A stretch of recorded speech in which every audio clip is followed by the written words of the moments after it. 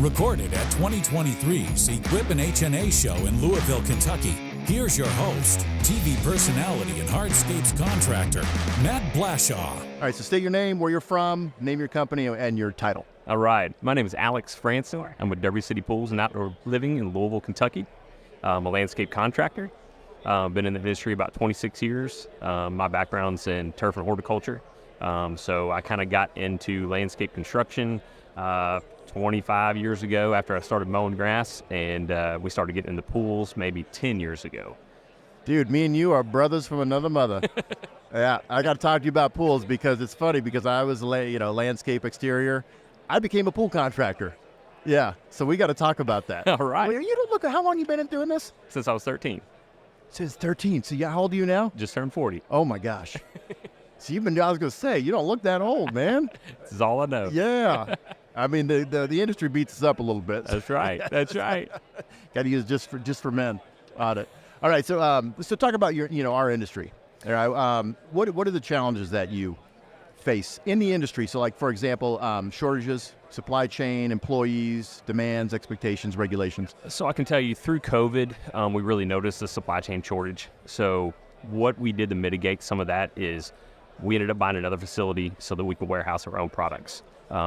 We generally stay 6 and 8 months out. So if I can get a contract allocation and deposit, we go ahead and order all materials. So SiteOne's been great. We order all our stuff from them, we get it warehoused, and then we know we have it when we need to do the job. So we mitigated that pretty quick. The one thing we can't mitigate is the employee shortage. Amen. I'm sure you've talked to many people about that and the problems in that industry. So do you sub or do you have employees? Like, how do you work? We self-perform probably 85% of our work. Okay. Carpenters, masons. We don't do the carpentry. We've got a great team that does that. Some of our wet-laid masonry, we sub out. All of our hardscaping, landscaping, lighting, pools we do, excavation, pretty much site work, we handle most of it. Okay. Yep. All right. So it's dig out. Yep. Right. We dig, haul it off, haul it in, set our own pools, plumb our own pools. We have a master electrician on staff. So we self-perform, like I said, a lot of that. And it's because, we got into the pools only because we were coming behind all the pool contractors and putting the icing on the cake. Yep. And the number one thing that I heard from all these customers was, when is that pool guy going to get out here? I cannot wait. And I thought it was just me. Yeah, there was nothing positive about it. So we're coming in and we're fixing all their screw-ups. Oh, man. So, I had a buddy of mine that's been, he's third-generation pool builder, and he came to me and said, man, there is so much work in this town. I can't do it all. He said, what you do is more technical than these pool guys. So I went on a couple jobs with him. He showed me how it all goes together. And I'm sitting here going, yeah, why don't we just do this? We can do this better than the pool guys. It's not super complicated. No, not at all. And so I was with a pool guy. I'm dealing with one right now. Yep. That was these are all salesmen. Yep. And what people got to be careful of is that they'll take a deposit and they'll run about 10 jobs and they'll never get back. They'll be sitting in a shell for 2 or 3 months. You know it. Yeah. So we are not like that. We do one job at a time. Okay. Finish and go to the next one. How many days for a pool? So generally we dig on Mondays. On our fiberglass installs, we set on Wednesday. We're usually rough plumbed by the end of the day Friday. So I would say, generally in 3 weeks, we'll have everything coping on, and then you can kind of start the hardscape portion. So the outdoor living portion around. Now you do fiberglass or do you shotcrete? We do fiberglass, we do liner, and we do some shotcrete. Where are you out of? Louisville, Kentucky. At Louisville. Yep. So they mostly do fiberglass out here and not a lot of shotcrete? Yep. Okay. Yep. Yeah, because it's different up there. Everyone does shotcrete up in Kansas City. Yeah. Oh, yeah. And once I did my first pool, so I had to take it over. Just like you, Yep. I had this pool contractor that I just went, why isn't he finishing? Like, I don't, and they're like, what? And it sets you up because it's a reflection upon your business. Know it. Right? Yep. And so I was starting to do softscape and get everything in. And I'm looking at his pad that he poured, and I go, where's the electrical? Like, I'm just thinking in my brain, like, there is no electrical. And I called him, he goes, well, Matt, I forgot to run that. I went, you forgot to run the most important thing. Like, you forget. So I don't think he knew what he was doing. No. And it takes all it's about planning, right? Got it. Yep. Right? How important is that with customer expectation and with employee expectation to plan? Huge. I mean, if you could see our calendar, I mean, we've got every job on our calendar is color coded. It is to the day. We hit our schedule on point. I mean, we are very good at staying on schedule. And I think it's mainly because we self-perform so much of it. My guys know the process. We have a very defined process. We have a very defined education and training process. So we know how to stay on that track, weather depending. But most of the time we can knock this stuff out just because, a lot of it is big equipment work. So weather really doesn't mess us up that much. Our excavators can dig through mud. We can keep on moving. It really just gets to when you're doing the icing on the cake. When you start prepping base and all that, obviously that's when it starts to get slow if we get mucky weather conditions and whatnot and so on. Right. Yeah. You're not setting mortar. Yeah. And you got to tell them that, hey, listen, why are these going on? Because, it's not going to bond correctly. That's right. Right. You're going to have issues, which I like using that, the poly bonds. Oh yeah. Yeah. Oh, I mean, so I moved from California to Kansas City. And we were just talking about S-type mortar. Now it's like Caraflex, anything like more, like I'll do super Caraflex, you know what I mean? Just I all want it polymer, and so it's important to know your products. You know it. And that's why I love SiteOne too, is that because I use them for everything, right? It's a one-stop shop for everything. But they know, they'll say like, hey, no, let's try this with this product, right? The porcelain pavers that are coming out. Yep. Right? Yeah. Yep. Done lots of that. Yeah, and it's like, hey, use this, right? Use the polymer, fortified, and so it's good to not only have a company that has everything that you want, like that one-stop shop, right? To help you with your product demand, but also they're knowledgeable, right? They are. They've got great support. I mean, we deal with the whole team over here. So we're a local company, obviously. My office is literally like 5 minutes from SiteOne, which makes it great. We try not to have our guys going there too much because they start seeing things that they want. Hey, boss, I got this tool that I saw up at SiteOne. We really need it. So, if I could keep them away from there, we're doing pretty good. But, you bought the paver table saw yet? Oh, yeah. Hook, line, and sinker, man. Oh, yeah. They put, I'm like, I got to have that. Yeah, I got to have that. All right, so tell me what's the challenges in Louisville, all right? What have you been facing out here? So, education is such a big thing. I feel like I'm a younger guy in the industry, and there are even younger guys below me that I really am trying to promote. We've got the best trade show in the country here in Louisville. Oh, it's amazing. The educational events that we have here are so huge. These guys have got to get in there and start educating themselves correctly. Get your continuous education, get your certs, get your credits, because I feel like we have a lack in good tradesmen in our industry in Louisville. The pool thing, and unfortunately, my brand has pool in it because of Google. Pools for us is the foundation. So we wanted to do everything else. Like I said, my background is turf and horticulture. I love making everything pretty, but to get the foundation and do everything around it, we had to have pools. Pools have a bad name, and like you said, I think everywhere. It's everywhere. Yeah, pools have a bad name. And just like you were saying, I don't want to be lumped into the stigma of the used car salesman, because that is so much of the pool industry. I'm a landscape contractor. That's my love and my passion. But unfortunately, I had to put pool in my name so that I could get the foundation to do everything else. Yeah. Oh, you're gonna be waiting for 8 months. That's right. Right, for that thing to finish. Know it. Yeah, and so it's funny.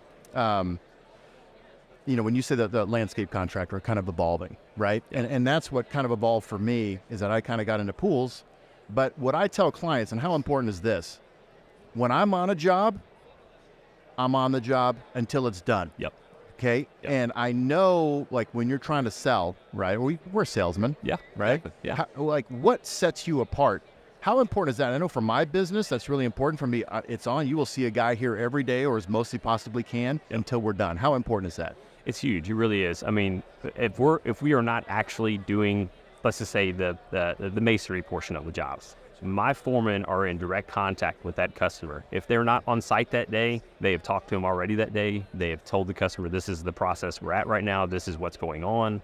So they understand the constant communication. They understand what's going on. I mean, we are we probably over communicate. I don't think there's such a thing. and you know what I do? Every Monday, I give an update to my clients. Yep. Hey guys, this is what's happening for the week. Hope you had a good weekend. Yep. It just takes something simple as that. Yep. Because how many jobs you run at any given time? So like I said, we generally do one or two. So we get one started. We'll get through pool set and start on hardscape. So I've got a couple different crews. So the pool crew will get that going, and then once hardscape starts, they generally will jump to the next pool and start on it. So depending on the complexity of the project and how much parts and pieces are going on, like I said, I try to do one at a time. They kind of start hopscotching a little bit. So it's really 1.5 or 2, I guess you would say. Yeah, which is plenty. It is. I get into like the 4 territory and you're like, it's just too much. But sometimes, you got to this isn't finished. I got to keep going on other jobs. Exactly. Right? Yeah, got to keep production moving forward. So let's talk about trends in our industry, right? Especially in hardscaping, outdoor living, technology. What do you see technology-wise? New products. We talked about those outdoor pavers. Those porcelain pavers are coming. So, we run Ethernet out to all of our pool pads. All of our pool equipment is completely 100% controlled by your phone now. Interesting. Awesome. Same thing with our lighting. Lighting is all digital now as well. So we run a great lighting program. It's all done from your phone. So we automate almost your whole entire backyard. What systems do you use? Haven. Haven. Okay. Yeah. Haven Home Lighting. Okay. And then that uses various controls from different companies. No, they're all self. Self-contained. Okay. Yep. Haven. All right. Interesting. So Haven, they're actually made here in Kentucky. Okay. So I teamed up with them a couple years ago. They actually came to us, and they're full color changing LED Wi-Fi controlled. So they are the top dog. Yeah. We love them. And then, like I said, so tool tech. Should we talk about tool tech? Yes. No. Let's talk tool tech. Are you kidding me? I buy way too many tools. So obviously, I've noticed the labor issues. We've had to become more efficient. So tilt rotators, vacuum lifters, mud buggies, all these things that are replacing our labor department. We've got great foremen, educated foremen, we've got great teams, but we just don't have what we had 12 and 15 years ago. Our labor has been cut in half. We ran a lot through COVID. We had more vehicles than we had guys to put in. So, we had to get efficient. We had to find these things that made our jobs move faster, more efficient, more effective. I want my guys and myself to be able to go home at the end of the day and enjoy hanging out with your family. You don't want to be broken back. You don't carrying around 200-pound pavers. Yeah, and the big old, the grande ones that, Belgard and Unity. You're like, are you kidding me right now? Yeah, and it's dangerous. That's right. Right? Do you have one of those vacuum? Oh, yeah. Oh, my gosh. We got several of them. So do you use that? I mean, is it worth it? Oh, God. Should I buy it? Yes. Really? Totally buy it. Really? For sure. Just setting them in. Yep. We've got, we set them mostly with our excavator. We got a teleboom on our excavator, so we can sit on one side of the pool and pretty much hit the whole entire pool deck. You can sit one end of the patio and hit the whole entire patio. Yeah. The guys love it. We can lay so much more square footage, so much faster. I mean, the guys aren't broke down. I mean, they're barely touching this stuff now. Yeah. And for me, I know it's a big investment. It is tax deductible. Yep. All right. Which is great. Yes, sir. And it's full. There's no depreciation on it. That's right. You just take that bad boy right off your taxes. So what's good for me, though, is that I say, well, is this going to make me come? That's why I bought my machine. I mean, I got to stand behind, Vermeer. Yep. And then I bought a truck. And then, I was like digging out. I'm like, we got to get an excavator. Yep. We got to get a trencher. So do you think it's like, hey, do you see the need and then purchase? So, yes, we have identified the need. And it's funny because we're a local company. So I bring all the guys. Like tomorrow, we bring our whole company out. And the past several years, the guys come out and they see all this great stuff, right? So there goes your wallet. That's right. Boss, we need this. We need that. So I have to be a little financial savvy guys, we got to think about this a little bit, Yeah. you know, because we don't need everything. But yes, we have bought a lot of things, and I can tell you the efficiencies are there. I mean, it's totally worth the money. Yeah, and wear and tear on my guys. Yes. You know, because my 6 guys, they work 10 hours a day. You got it. And, you know, bending, you know, breaking backs. Yep. And, you know, my foreman's got his shoulder all messed up. You know, it's like, hey, man, let's get a machine that's going to help you. Exactly. Because you want these guys, it's hard to find labor. That's right. So make sure that they're healthy. That's right. Right? Yeah. Don't come to work with a, you know, broke back. And I want them to have a good quality of life. When they go home, they need to be hanging out with their families. You know, you want to play ball with your kids, play ball with your kids, man. You don't need to be broke down and not being able to enjoy those times. Brutal. Yeah. Yeah, brutal. All right, so tell me about your, what's one of your best success stories? Oh, Most man. successful job you've done. Okay, so let's see. Last year, we won Pool of the Year. Nice. Yep. So that was through Imagine. So we're Imagine dealer, which is made down in Knoxville, Tennessee. Cool. Won Pool of the Year. It was for pool design and outdoor living space. Did you do the design? Yep. We do all the design in house. So you design, build, the whole shebang. You got it. That's awesome. Yep. Right. So and then did you advertise that? Because Yes. Oh yeah, we're definitely. That's important, right? For sure. Yep. Took my guys down. So it was funny because we went down to ceremony last January or February down in Knoxville. Had no idea that this was happening. You know, they're giving out all the awards, and I just thought for sure we were going to get something, right? So the last one is Pool of the Year, and we're just like, you know, I brought my 2 best foremen, you know, the guys that make us look the best, and I'm kind of bummed, you know. I'm just like, I feel awful because we're not going to take away anything.